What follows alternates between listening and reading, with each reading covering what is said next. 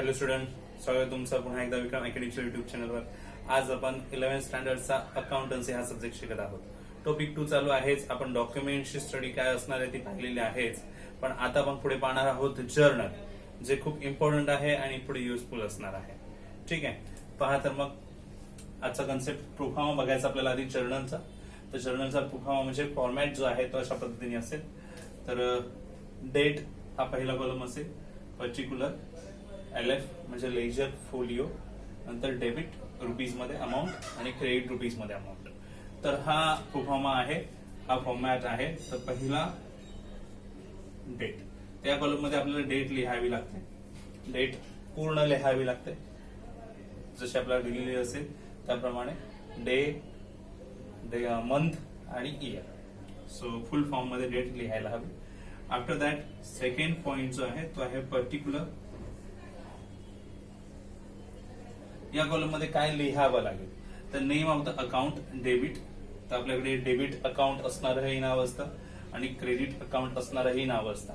एका ट्रान्झॅक्शनला 2 अस्पेक्ट असतात, हे आपण आधीही पाहिलेलं आहे. सो ज्याचं डेबिट अकाउंट असेल ते नाव इथे घ्यायचंय, ज्याचं क्रेडिट अकाउंट असेल ते इथे घ्यायचंय. आणि मग याच्यातून फॉर्म होणार एक एंट्री, ज्याला आपण जर्नल एंट्री म्हणतो. काय म्हणतो?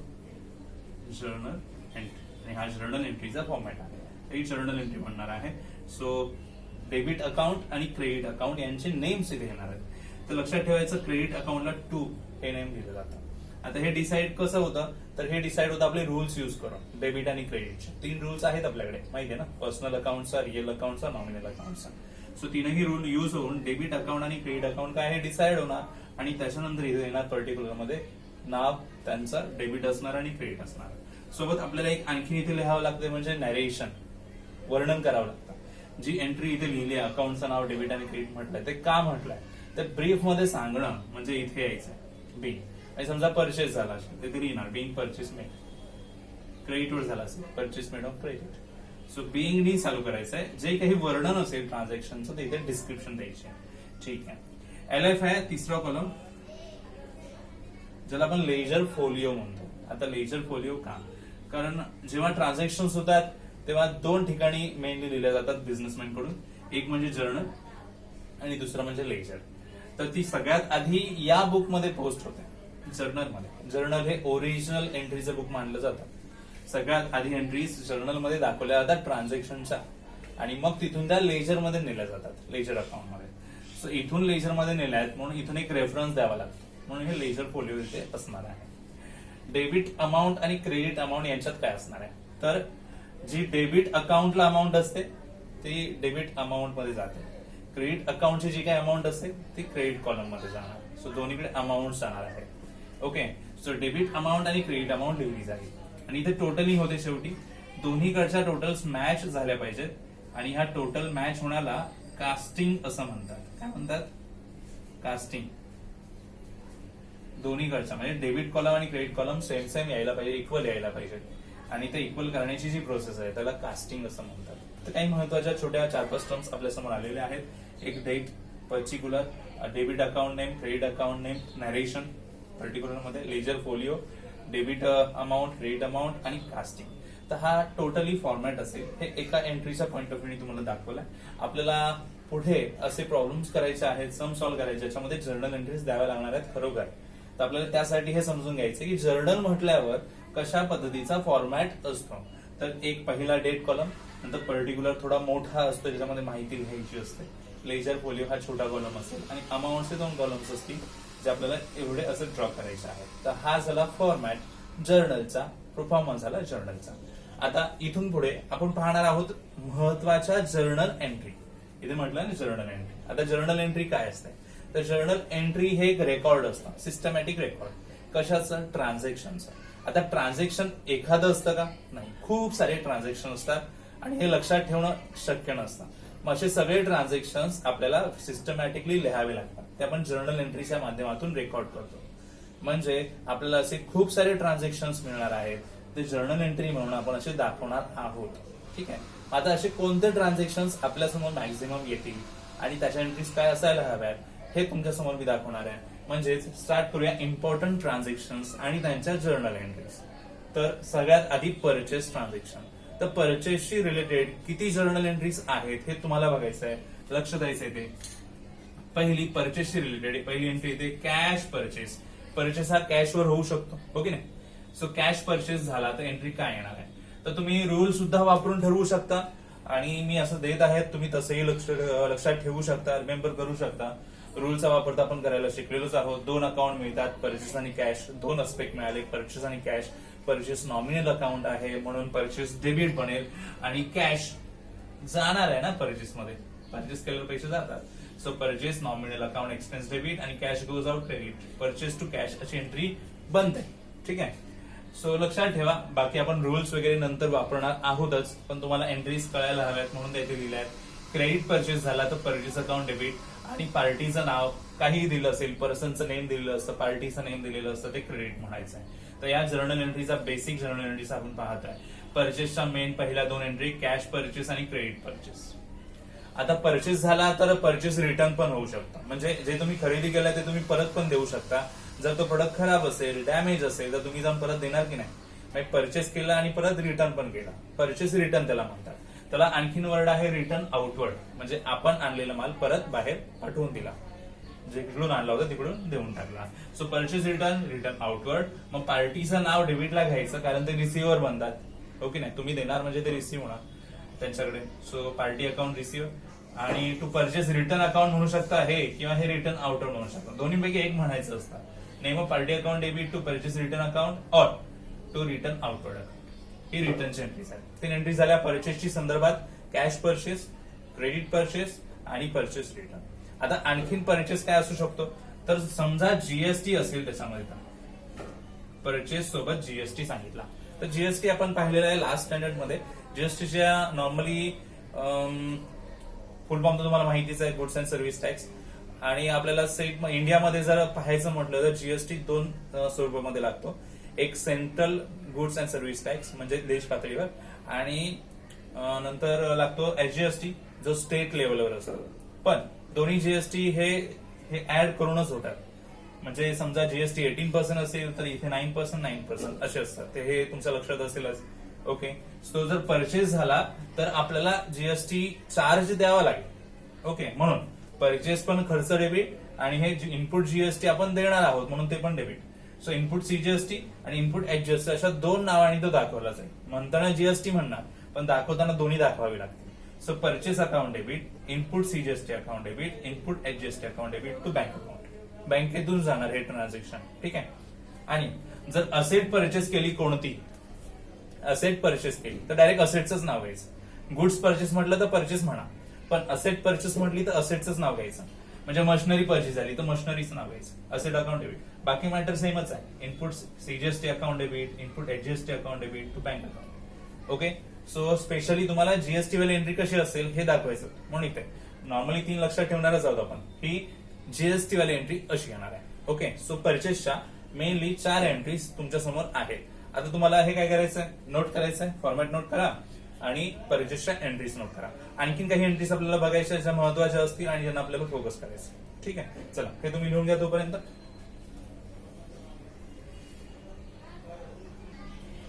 ओके स्टुडंट्स, पुढच्या जर्नल एंट्रीज आपल्याला बघायच्या आहेत. Number 2 cells. सेल्स मध्ये पहिला आहे कॅश सेल, दुसरा आहे क्रेडिट सेल. तर हे माहिती आपल्याला कॅश सेल आणि क्रेडिट सेल, ज्याच्यामध्ये कॅश मिळणार आहे on the spot. So cash account एक येणार, सेल अकाउंट एक येणार. Cash account means cash receive होते, सेल केला तर कॅश मिळणार आहे, कॅश रिसीव्ह होते. सो म्हणून रिअल अकाउंटचा rule debit that comes in, cash account debit. आणि सेल हा इन्कम आहे, नॉमिनल अकाउंटचा रूल क्रेडिट होणार, कॅश टू सेल. जर क्रेडिटवर सेल केला तर तिथे पार्टीचं नाव यायला हवं. So party name account debit to sale account. Okay ना. नंतर सेल रिटर्न पण होऊ शकतो.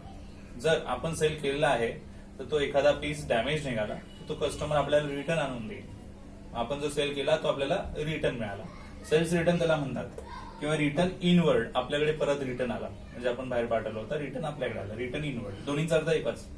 सेल्स रिटर्नलाच रिटर्न इनवर्ड हे दुसरं नाव. जसं मागाची परचेस रिटर्नला रिटर्न आउटवर्ड हे नाव होतं, तसं सेल्स रिटर्नला नाव काय, रिटर्न इनवर्ड. त्यामुळे एंट्रीमध्ये ते यूज होणार आहे. तर त्याने आपल्याला रिटर्न दिलं म्हणजे एंट्री काय म्हणणार बघा, sales return account debit, return inward account debit. कारण गुड्स मिळतं आपल्याला तर डेबिटच म्हणायला हवा. आणि पार्टीने दिलेला आहे म्हणजे कस्टमरने दिलेलं असेल तर कस्टमर हा गिव्हर झाला. So debit the receiver, credit the giver, म्हणून तो क्रेडिट होणार. रूल्स बघा कसे युज होतात. सेल्स रिटर्न अकाउंट डेबिट किंवा रिटर्न इनवर्ड अकाउंट डेबिट, दोन्हीपैकी एकच नाव घ्यायचं, दोन्ही नाही घ्यायचे. Okay. To party name account.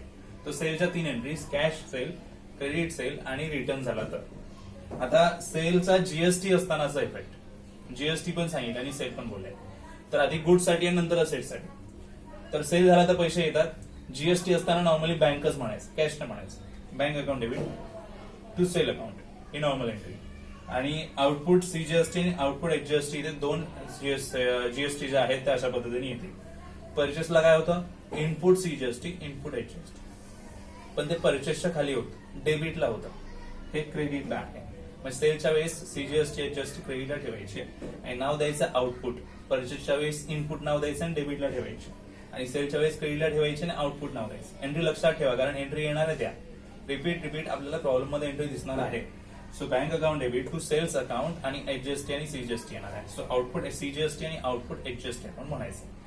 आता हे गुड साठी आहे म्हणून सेल म्हटलं. जर असेट सेल झाली तर सेल नाही म्हणता येत, डायरेक्ट असेटचं नाव घ्यायचं. एंट्री सिमिलर, फक्त सेलच्या जागेवर असेटचं नाव. काय होणार एंट्री, जर असेट विकली आणि जीएसटी असेल तर bank account debit to sale account, sorry bank account debit to asset account, to output CGST आणि आउटपुट एचजीएसटी अशी एंट्री पण आहे. सो दोन्ही एंट्री नोट करून ठेवा. तुम्हाला लक्षात ठेवायचं आहे, जर नॉर्मल गुड सेल झाला तर ही वाली एंट्री घेऊया, असेट सेल झाला तर असेटच्या नावाने ही एंट्री घेऊया सेलची. तर सेलच्या या 4 एंट्रीज नॉर्मली आपल्या समोर आहेत. तर याच्याला नॉर्मली रिपीट होणारच आहेत, कारण परचेस आणि सेल हेच मॅक्झिमम ट्रान्झॅक्शन आपल्या समोर असतात. ओके. आता गुड्स रिलेटेड काही ट्रान्झॅक्शन्स आहेत रिलेटेड टू गुड्स. कोणते goods withdrawn bye proprietor. Proprietor म्हणजे ओनर. ओनरने स्वतःच्या वापरासाठी गुड्स विथड्रॉन केलं तर त्याला काय म्हणतात, ड्रॉइंग. स्वतःच्या फायद्यासाठी जर काही युज करत असेल बिझनेस मध्ये त्याला ड्रॉइंग म्हणतात, आणि ड्रॉइंग हे डेबिटला असते. ओके. कारण तो रिसिव्हर आहे, ड्रॉइंग डेबिट झाली. आणि गुड्स आपल्याकडून गेला, ज्या कारणासाठी गेलं ते अकाउंटला यायचं. गुड्स विथड्रॉन बाय प्रॉपरायटर म्हणून तेच कारण येणार, तर गुड्स विथड्रॉन बाय प्रॉपरायटर. बघा एंट्री कशा म्हणतात. तर हे रिझन आहे ड्रॉइंगचा, तर ड्रॉइंग अकाउंट डेबिट, आणि गुड्स गेलेला आहे तर goods withdrawn bye proprietor account. In short त्याला आपण परचेस सुद्धा म्हणू शकतो. तर परचेस नाही आहे पण परचेस एक प्रकारे म्हणता येईल. Okay. Goods distributed as a free sample, हे दुसरं transaction goods related. Free sample म्हणून गुड्स का वाटले जाते. समजा तुमचा प्रोडक्ट एखादा नवीन आहे, लोकांना माहितच नाही आहे, फ्री मध्ये छोटे छोटे सॅम्पल करून जर वाटले तर लोकांना समजेल की तुमचा प्रोडक्ट मार्केटमध्ये अवेलेबल आहे. तो कसा आहे ते वापरल्यानंतर त्यांना समजेल, त्यांना आवडला तर ते डायरेक्टली विकतच घेतील शॉपमधून. मग एक प्रकारे ही ऍडव्हर्टाइजमेंट नाही का. फ्री मध्ये गुड्स सॅम्पल देणं हे एक प्रकारे ऍडव्हर्टाइजमेंट झाली. म्हणून एंट्री बघा कशी होणार, ऍडव्हर्टाइजमेंट अकाउंट डेबिट. ऍडव्हर्टाइजमेंट हा एक्सपेन्स असतो आणि नॉमिनल अकाउंटचा rule, advertisement account debit to तेच नाव घ्यायचं, to good display a free sample. और सेकंड अँगलने त्याला परचेस सुद्धा म्हणता येईल. परचेस मध्ये ही गुड्स जातो, इथेही गुड्स गेलेले. गुड्स गेला तर त्याला परचेस एक कॉमन नेम त्याने ठेवलेलं आहे, पण आपण जे आहे ते कारण पण घेऊ शकतो. Good distribute as a free sample. Good destroy fire. समजा गोडाऊन मध्ये आग लागली आणि त्याच्यामुळे गोडाऊन मधला जो काही गुड्स होता तो जळला गेला, आपलं तर नुकसान झालं, लॉस झाला.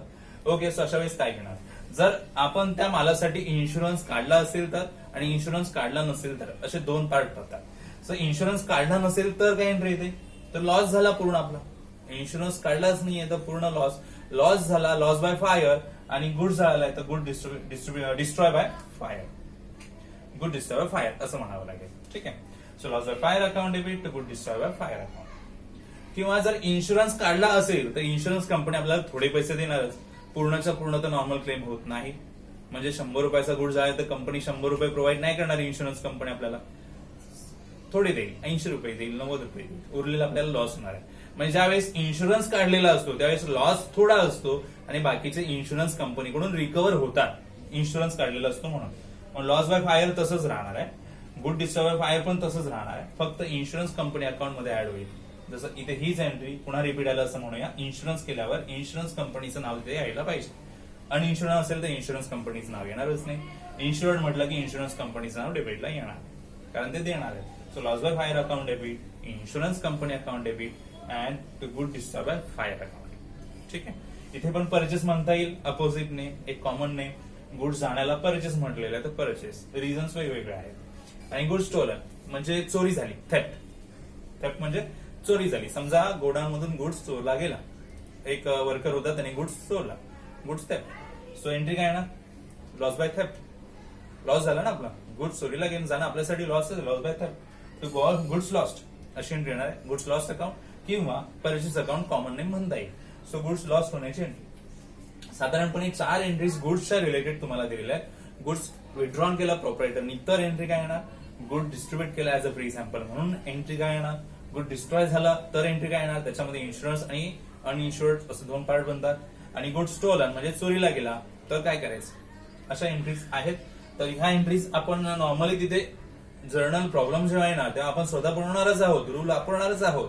पण तरीही तुम्हाला एक आयडिया असायला हवी की या एंट्रीज अशा येतात, म्हणून या बेसिक एंट्रीज आपण पाहतो. ठीक आहे. तर इथे आता पहिला आपण सेल्सच्या रिलेटेड एंट्रीज आणि गुड्सच्या रिलेटेड एंट्रीज. ठीक आहे. अजून काय किती महत्वाच्या एंट्रीज पाहता येतील ते बघूया. तुम्हाला हे आपल्या नोटबुक मध्ये कॉपी करायचं, तर तुम्ही लिहून घेऊ शकता. ओके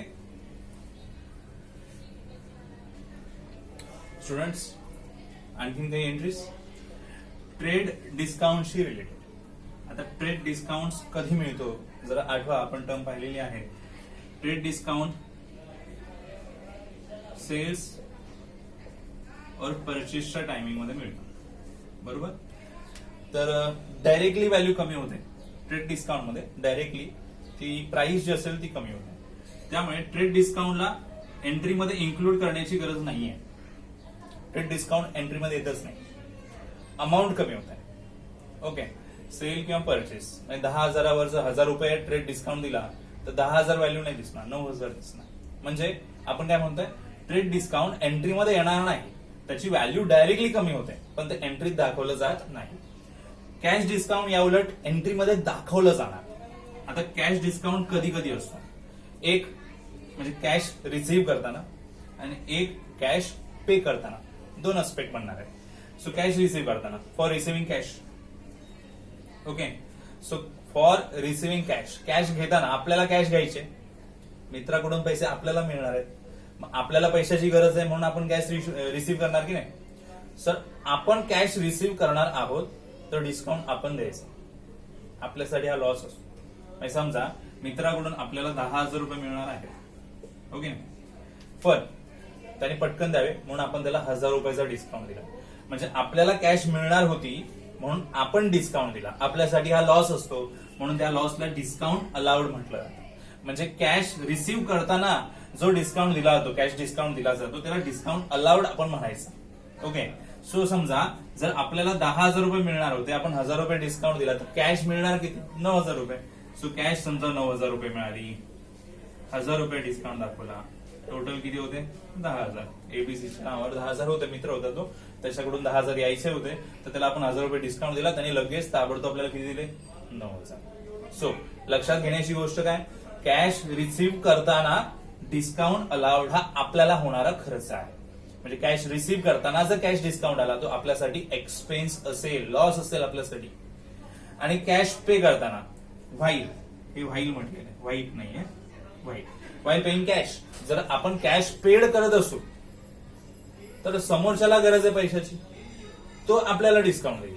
म्हणजे आपल्याला समजा 10,000 द्यायचे होते, त्याने 1,000 रुपये डिस्काउंट आपल्याला सांगितला तर आपण 9,000 देणार, आपल्यासाठी फायदा. म्हणजे जर आपण कॅश पे करणार असू तर आपल्यासाठी फायदा आहे, ते म्हणजे आपल्याला डिस्काउंट मिळणार आहे त्याच्यामध्ये. ओके. सो एबीसी पार्टीजना येणार आहे डेबिटला, to discount received account, to पैसे दिले कॅश अकाउंट. ओके. समजा आपण एबीसी ला 10,000 रुपये देणार होतो, त्याने आपल्याला 1,000 रुपये कमी करून सांगितलं डिस्काउंट म्हणून, आपण ताबडतोब त्याला 9,000 देऊन टाकले. ओके. म्हणजे आपल्याला द्यायचे 10,000 होते, आपण दिले 9,000. म्हणजे याचा अर्थ लक्षात घ्यायचं काय, आपल्याला कॅश डिस्काउंट दोन्ही अँगलने दिला जाईल. म्हणजे कॅश रिसीव्ह करताना आणि पे करताना, आपण रिसीव्ह करताना कॅश डिस्काउंट असेल तर तो आपण देत असतो, आपल्यासाठी डिस्काउंट अलाउड, लॉस होणार म्हणून तो खर्च डेबिट म्हटलेला आहे. पण समोरचा पर्सन आपल्याला डिस्काउंट देत असेल कॅश डिस्काउंट तर तो आपल्यासाठी फायदा असतो म्हणून ते क्रेडिटला लिहिलंय बघा. टू लिहिलंय म्हणजे क्रेडिट आहे, to discount receive account. Okay. तर या एंट्री आपण पुन्हा जेव्हा समोर येतील आपल्याकडे नॉर्मल ट्रान्झॅक्शन तेव्हा आपण पाहणार आहोतच. पण तुमच्या माहितीसाठी एंट्रीज ह्या लक्षात राहायला पाहिजेत, बेसिक एंट्रीज पुन्हा पुन्हा रिवाइज झाल्या पाहिजेत, म्हणून ह्या एंट्रीज तुम्हाला दिलेल्या आहेत. तुमच्या नोटबुक मध्ये तुम्ही नक्कीच राईट करणार आहात. आता आपण पाहिलं ट्रेड डिस्काउंटला एंट्रीमध्ये इन्क्लूड केलं जात नाही, फक्त अमाऊंट कमी होत आहे आणि कॅश डिस्काउंटच्या एंट्रीज अशा असतील. ओके, तर बेसिक एंट्रीज आपण पाहिलेल्या आहेत. त्याच्यानंतर आपण एक्सपेन्सेस पेडची एंट्री घेऊ शकतो. एक्सपेन्सेस पेड केले तर नॉर्मल एंट्री एक्सपेन्स कोणताही असेल तर एक्सपेन्सेस अकाउंट डेबिट आणि पैसे गेले कॅश अकाउंट. एक्सपेन्स पण पुन्हा पुन्हा होणारे ट्रान्झॅक्शन्स आहेत, तशी एंट्री येणार. एक्सपेन्स कोणताही असेल, सॅलरी दिली, salary account debit to cash account. Wages दिले, wages account debit to cash account. Electricity bill paid केलं, electricity bill account debit to cash account. एक्सपेन्सला कॉमन एंट्री ही राहणार. एक्सपेन्सचं नाव फक्त घ्या, टू कॅश म्हणा. आणि इन्कम रिसिव्ह, इन्कम मिळतात ना, तर इन्कम रिसिव्हची कॉमन एंट्री काय आहे? Income receive. ओके, तर पैसे मिळतात आपल्याला. आता कॅश अकाउंट डेबिट म्हणा किंवा तिथे बँक अकाउंट डेबिट म्हणावं लागेल. जर बँकेत पैसे येत असतील तर बँक अकाउंट म्हणावं लागेल ना. येस. टू इन्कम, जो कोणता असेल तो त्याचं नाव घ्यायचं. ओके, सो इन्कम साठी common entry cash to income किंवा बँक टू इन्कम. बँकेत आला तर बँकेचं नाव घ्या. So bank account debit to income. तर इन्कम कोणताही असेल, जसं कमिशन रिसिव्ड तर कॅश टू कमिशन येणार. इंटरेस्ट रिसिव्ड इन बँक तर bank account debit to interest account. So या कॉमन एंट्रीज आहेत. एक्सपेन्स पुन्हा पुन्हा होतात, इन्कम पण पुन्हा पुन्हा होतात. म्हणजे या बेसिक एंट्रीज अशा आपण लक्षात ठेवू शकतो. सो एक्सपेन्स पेडची आणि इन्कम रिसिव्हची एंट्री. तर या काही एंट्रीज आहेत. आपण परचेसची एंट्री पाहिली, सेलच्या एंट्रीज पाहिल्या, नंतर गुड्स रिलेटेड 4 एंट्रीज पाहिल्या आणि आता डिस्काउंटच्या आणि एक्सपेन्स आणि इन्कमची एंट्री पाहिली. या काही इम्पॉर्टंट एंट्रीज आहेत. याच्याशी रिलेटेड आपल्याला एंट्री त्या जर्नल बुकमध्ये द्याव्या लागतील. तर आपल्याकडे येणारा जो कोणताही प्रॉब्लेम असेल पुढे त्याच्यानुसार आपण अशाच एंट्री देणार आहोत. तर तुमचं काम काय आहे, हे नीट व्यवस्थित लिहून ठेवा, पुन्हा पुन्हा रिवाइज करा, म्हणजे तुमच्या लक्षात येईल आणि हा जो टॉपिक आहे जर्नल तो तुमच्या लक्षात येईल. ठीक आहे, सो तुमच्यासाठी हे फायदेशीर होईल. ओके, तर आजच्या व्हिडिओमध्ये आपण एवढं डिस्कस केलेलं आहे बेसिक जर्नल एंट्रीज काय असायला हव्या. आता तुमचं काम काय आहे, तर व्यवस्थित नोट डाऊन करून घेणं आणि त्या पुन्हा पुन्हा रिवाइज करणं. ठीक आहे, आता आपण भेटूया पुढच्या व्हिडिओमध्ये. तोपर्यंत गुड बाय, टेक केअर.